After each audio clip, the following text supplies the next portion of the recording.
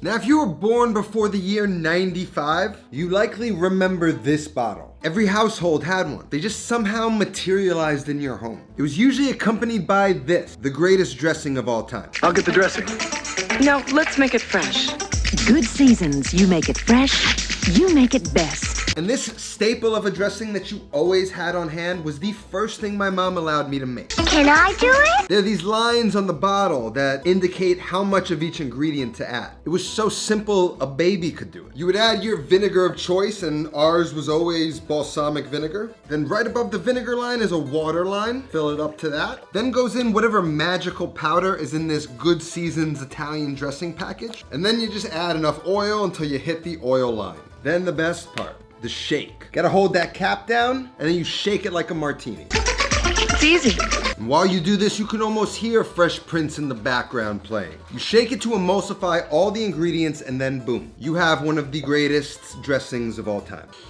You smell that? That's the 90s. The bottle, the flavor, the aroma, all seared into my memory even decades later. This would be the family's go-to salad dressing, but for my family, it was much more. This bottle represents the greatest marinated steak of all time, in my opinion, of course, and back in the 90s, we used to call this London Broil. And our family's meat of choice was flank steak. Now, London Broil is, first off, not from London or British at all. It's an American thing. And it's not a type of meat, it's a type of cooking method for meat. Usually marinated and then grilled or broiled. Many grocery stores will label a top round as a London broil, but that's just referring to the method they think you're gonna use for it. So we're just gonna season that both sides with salt. Now, the marinade consists of course, our dressing, but a very important ingredient is also an ample amount of Worcestershire sauce. Now, if you don't add enough Worcestershire sauce, the marinade's just gonna taste like vinaigrette. As it reduces and cooks, the combination of the two is what makes the sauce at the end so yummy that I demanded it every week growing up as a kid. My mom never cooked like ribeye. This was steak to us. So it starts off first with the Worcestershire sauce, and I'm gonna add a good quarter to a half cup of it. And flip and then just coat the other side with that Worcestershire sauce. I'd say the vinaigrette is the base of the marinade. The Worcestershire sauce is like the heart of it. And then in with the dressing, but don't drown it. We'll actually be cooking the steak in the marinade, so if you use too much, it might throw off the cooking a little bit in the end. Then just wrap in plastic. The smell really takes me back. So now this is gonna marinate. And of course, you can do this the night before, that's gonna be the best, but say you're doing it in the morning or when you get home from work, if you do this first thing, let it go for like 2 hours, that's gonna work. So we're gonna let this marinate for about 2 hours. And now while that marinates, we can talk about making this a meal. And typically I would have some roasted broccoli with this and some of that Goya yellow rice or roasted potatoes, which is what we're gonna make today. Having a nice balance of vegetables to go with it is a good thing to incorporate with this dish. So first up, some broccoli. I'm gonna cut the stems off.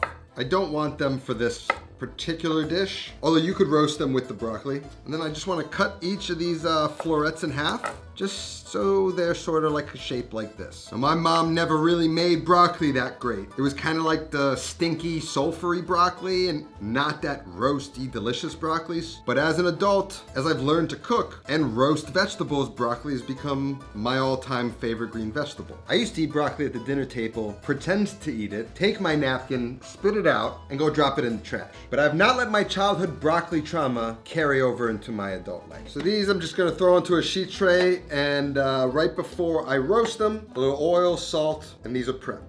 So for the potatoes, I just have a small pot filled with water. Set that off to the side. Then I'm just gonna give this a quick rinse. Now, if you've ever been curious, when it comes to russet potatoes, general rule of thumb I always follow is 1 russet potato per person for any of the recipes I'm cooking. So I have 1, I'm gonna chop it up for me, should be plenty. If you got 2 people, do 2. So first thing is, see how it's sort of on the wide side? I'm gonna lay that down, cut that into 3 segments. Not quite equal, huh? All right, I'll just kind of, that's a little better. Cut them in half.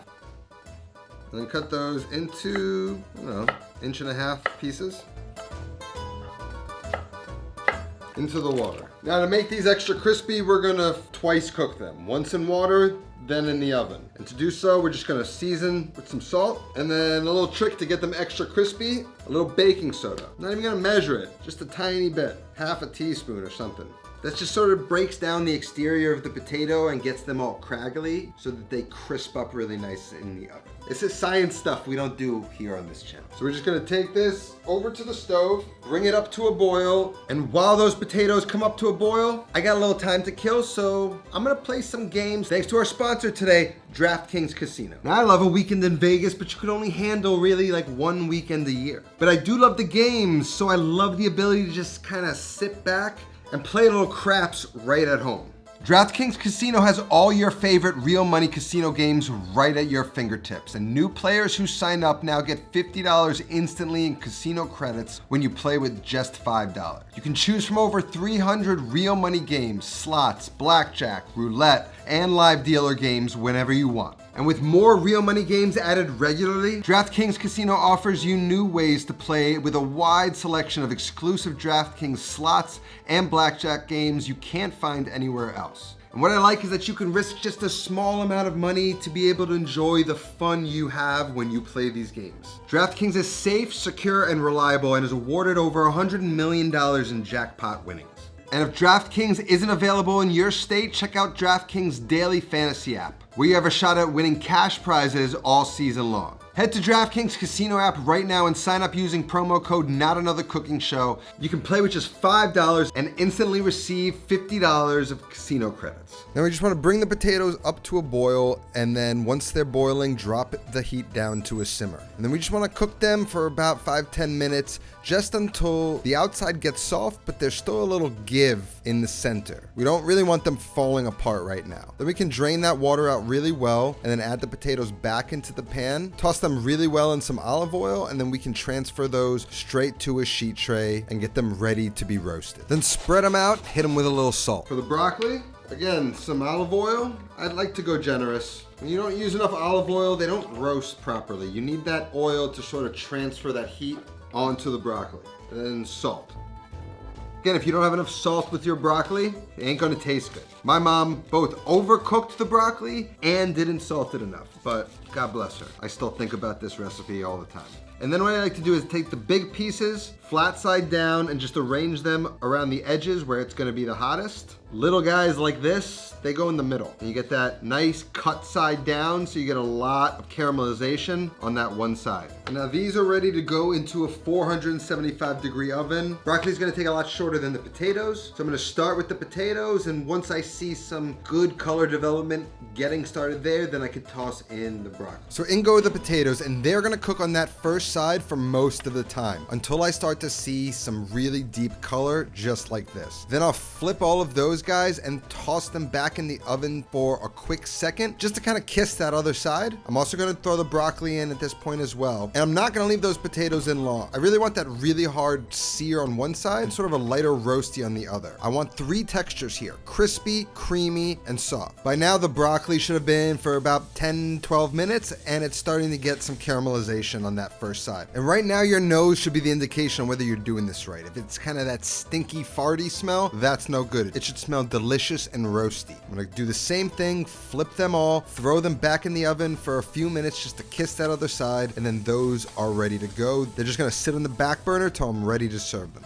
Now, a London broil can be either grilled on a grill, take this out, get it nice and charred, and then cook it to your desired temperature, or you can broil it, which is a really easy and nice way to cook a steak like this at home. The broiler's criminally underused in the home kitchen. I love it because it's just like a grill. So we're gonna put it under the broiler, really close up. We're gonna put the grate at the highest slot, and we're gonna let this go. Now, once that broiler's fired up, we're gonna slide the steak under the broiler, and we wanna cook the steak for around 13 to 15 minutes, but the first like 3 to 4 minutes, we're gonna cook it presentation side down because the edges are gonna curl up. So after about 4 minutes, we're gonna take it out, give it a flip so the presentation side is up, and we can get it nice and charred without overcooking it. And at this point, what we're trying to do is brown the surface of the meat while reducing that sauce into a glaze. So once we flip, we're gonna cook it on that side for the majority of the time until we get really amazing char. And once it's perfectly charred, I'm gonna take it out, I'm gonna temp it. It should be around 130, 135 degrees in the thickest part of the beef. then transfer it to a plate to rest. And it's a pretty beautiful piece of meat considering it was cooked in the oven. And now what remains is the marinade, which if it was over reduced at this point, I'd just deglaze with a little water. But since it's a little loose right now, I'm gonna pop it back into the oven. I'm gonna let it reduce down until it's nice and bubbly and glazy. And then I'm gonna fortify it with a little bit more Worcestershire sauce, which sort of just transforms it from just a vinaigrette dressing into a sauce right now. Now we can transfer the steak to a cutting board, and we can take those resting juices and add them to the sauce. Then I'm gonna take a little whisk, and I'm just gonna sort of deglaze and scrape up some of those caramelized bits, and just whisk this and re-emulsify everything until it's nice and thick. And look at that sauce. Stick to your finger, somehow emulsified. Beautiful. Now we can cut the steak, and we're gonna cut this thin on the bias. So I'm gonna take my hand like that and angle the knife on a slight angle and slice shavings of the flank steak. Now, oftentimes I see people cutting steak on the bias like this pretty thick, but really the thinner you go for this, the better. Take your time and try and get these sliced super thin, and you'll be greeted with beautiful slices like this, which I personally love and will soak up that sauce, which is what we're about to add these slices to. Now we have this big pile of meat, and since it's shaved so thin, it's kind of hard to plate nice. So what I like to do, get my sauce. You take those strips and you kind of soak them, and then you glaze all that meat. And this is why I demanded this dish. The sauce, just glazing each slice. I mean, look at that. If that don't look good, I don't know what to tell you. That's ready to go. To plate, we just put a little mound of those roasted potatoes next to a little bit of that broccoli. And then there's no real pretty way to do this, so I'm just gonna take a mound of that meat and place it right next to the vegetables. And this steak right here is an iconic steak of my childhood. This is the moment I've been waiting for. It's like time traveling to the 90s. Mom, I don't know how you came up with this recipe. I don't know what book or magazine you stole it from, but God bless it. This is a magical one. Nothing about it makes sense to me, but I'm so grateful you figured it out, because not only am I going to enjoy this more often now, so will my family, if and when I ever have it. The recipe for this is gonna be down in the description. I've had a long day, so I'm going to casually enjoy my all-time favorite fall dinner. If you wanna make this, recipe is gonna be down in the description. That's all that I have today. I'll see you next time. Until then, take care of yourself and go feed yourself.